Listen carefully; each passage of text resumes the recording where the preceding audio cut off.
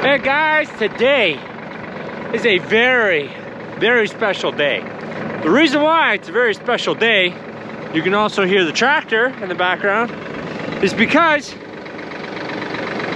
that's it. That's the end of the line right there. We got 4 more good bales. One there, one there, one there, and one there. The reason why I say only 4, this one here is significantly shorter than that one. It is a fairly tight fit yet, even though this face is probably garbage.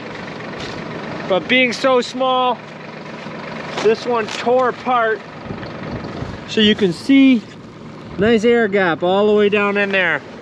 I guarantee you that bale's junk. So last 4 bales, that's exciting. In this video, you'll get to see us open up the silage bag, which I'm excited about.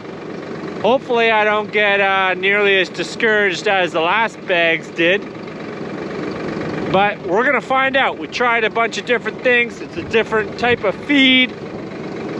Who knows what'll happen. Good day, everyone. Today is the big day. Today's the day we open up the bag. Oh, I am excited beyond measure. Can't wait. We got to feed this stuff. There's some goats that haven't been fed yet, so bear with me as I take my time. It's going to be a little bit to get all the stone off the end, cut it open, and find some good feed. Hopefully it's good right away, but I really don't know. For the moment we've all been waiting for. Oh, you guys are a little dirty there. There, how's that? The moment we've all been waiting for. Oh, at least me. Let's open that bag.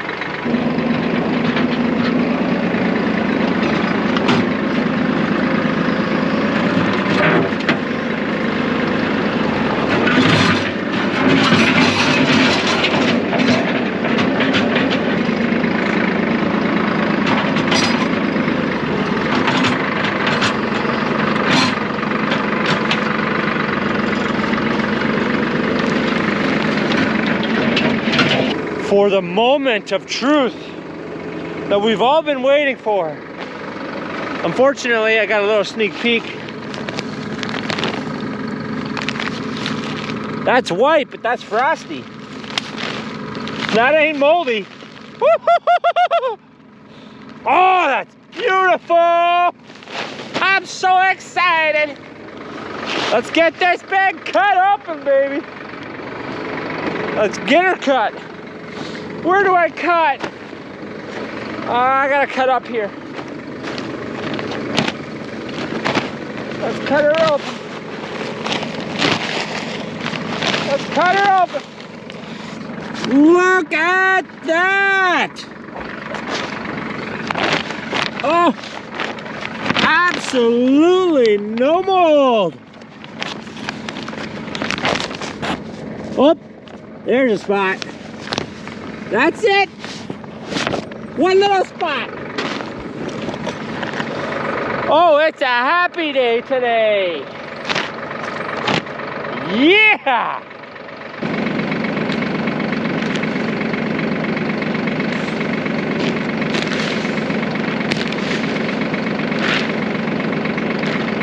I don't know if you guys can tell how excited I am.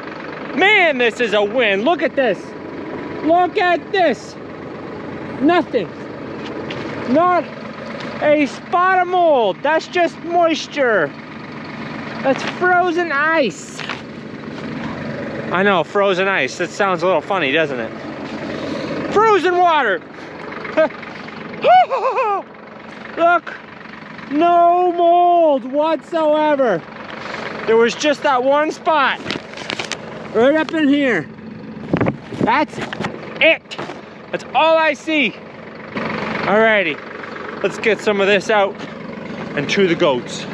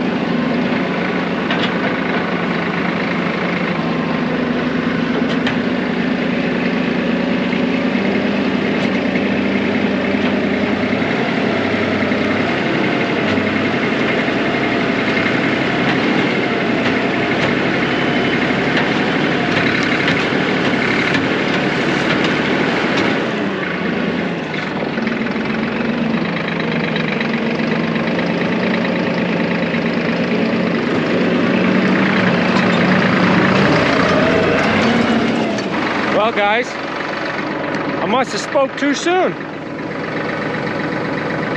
That is all mold. And there's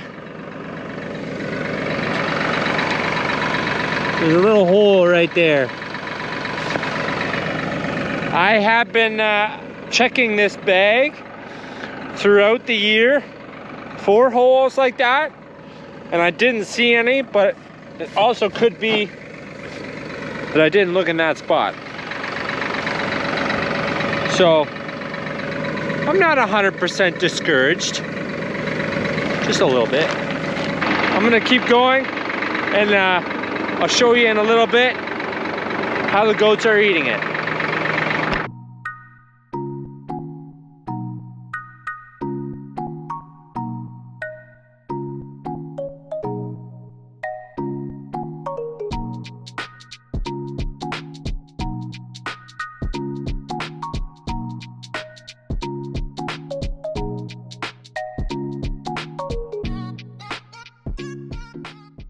They seem to be a little skeptical. I've got a few likers over there.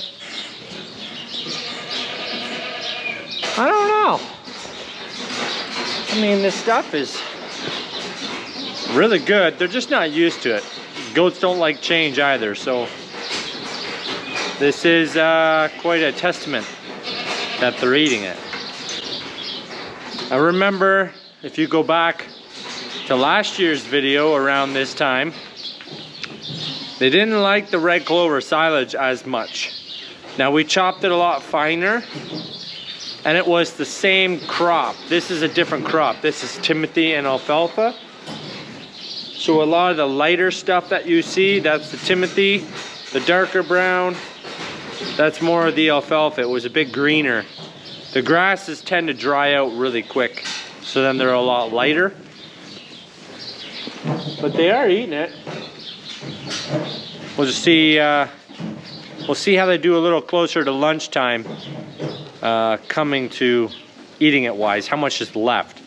Now it looks like I didn't give them much here. You know, there's a little bit of a pile there. Feed wise, for the amount of baleage that I put in front of them, it's a lot higher mound, so it looks like it's more feed. But because this stuff is chopped up finer, there's probably in weight the same amount of feed here as there was, if not even more, when it comes to weight wise, not material looking like wise. But yeah, I'm gonna keep to feeding, and we'll see how the rest of the goats like it.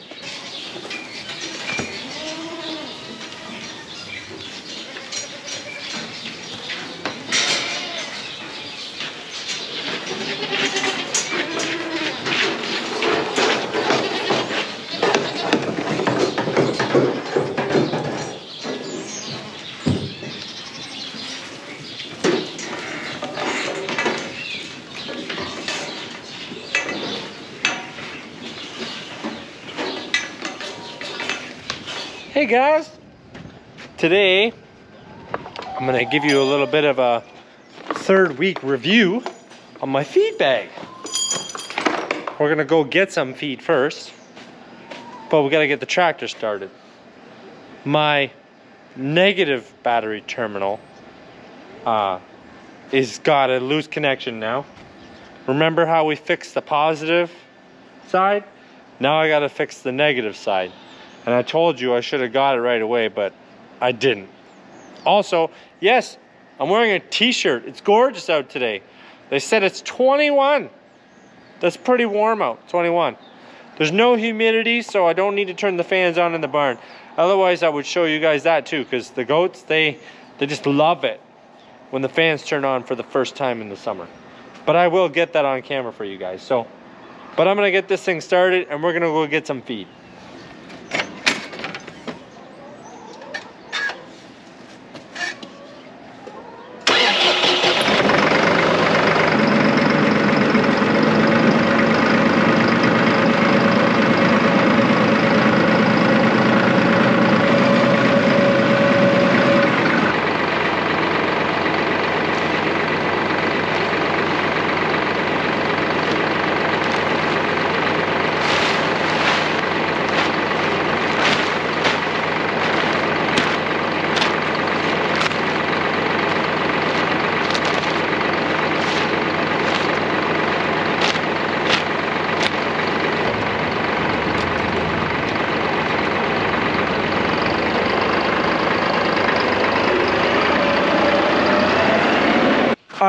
enough showing, more talking. You guys are dying to know how this feed's turning out. I know you guys are, because our last bag, we struggled. We struggled a lot with the clover. So I'm going to share some insight on my knowledge and experience. This stuff, this bag is amazing. A lot of different factors that make this bag amazing compared to the last bag. Last bag was a different brand of bag. This time we have Bag Flex. Last time we had Bag All. I'm not sure that there's a difference in the actual plastic. This could be a thicker plastic, but when I bought this stuff, I'm pretty sure the guy told me that this bag plastic was actually lighter than the other stuff. I know what caused my mold problems in my last bag, so I thought thicker plastic was the way to go. Turns out it's not. So this is Alfalfa Timothy mix. There is absolutely no mold in this section of the bag. My first week, I'm on week 3 now. I've completed 3 full weeks of feeding this stuff. And my first week and a bit was a struggle. We had mold in our bag, but it was right dead center. It didn't go down.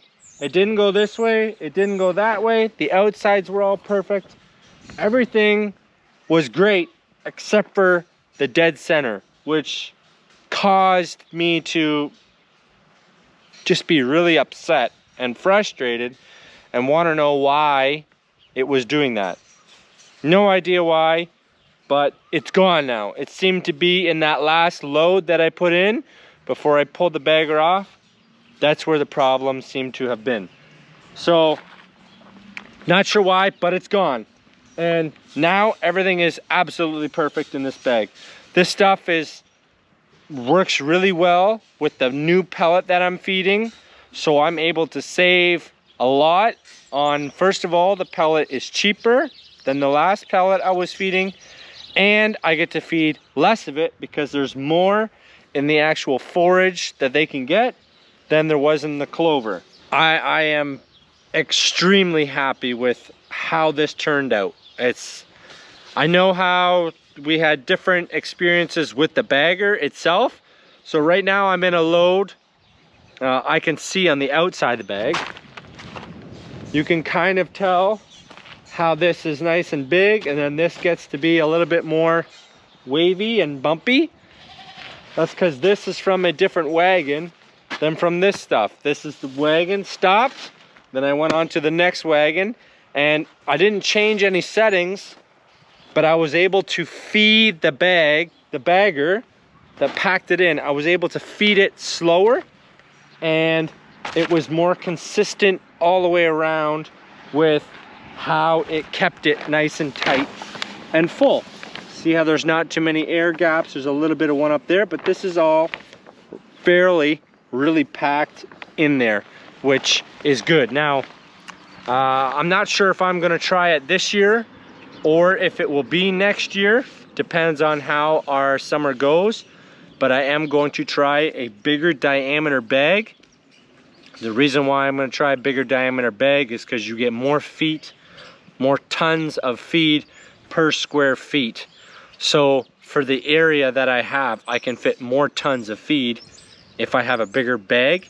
Also, the bigger bagger, you can feed it. It packs it differently than this small one.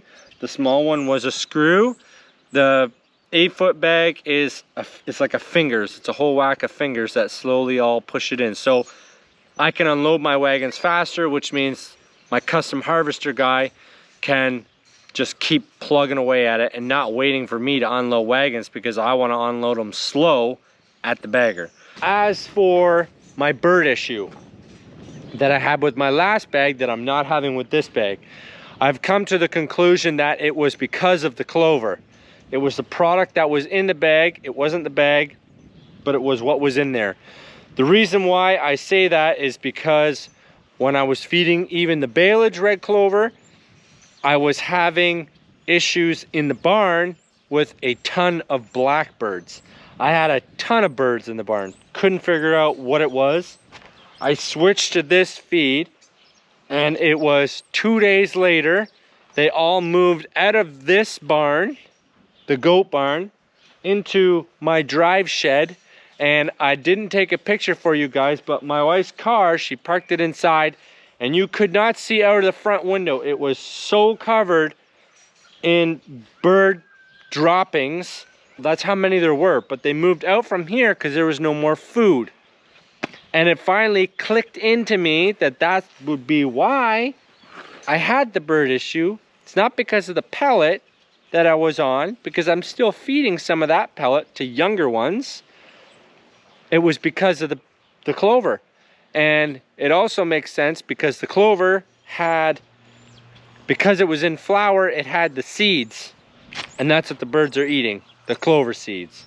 Not that red clover is bad to feed, but if you have and are feeding red clover and have an issue with birds, I'm here to tell you, through my experience, it's because of all the seeds in the clover. And you want to get rid of the birds? Feed some Timothy alfalfa that was so young there was no seed on it yet. And that's how you get the good digestibility to make good milk. And here's your proof as to how well the goats do on the feed.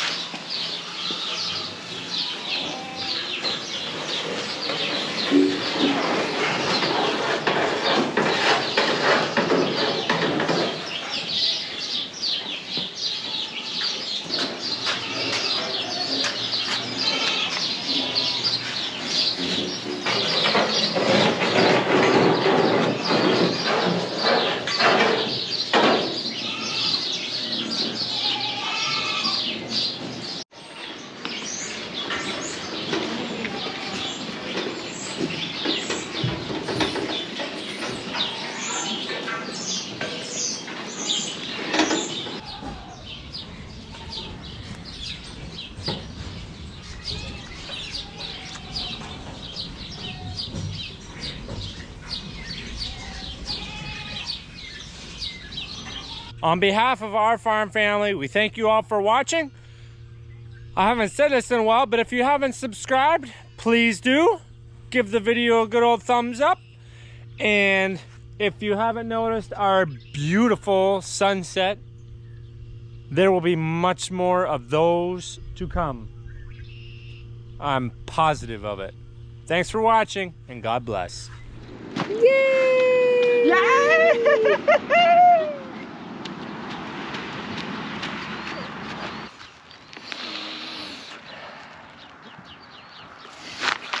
Yum! Salad! Yummy! Yeah, it's the goat supper. What are they having for dinner tonight? Salad.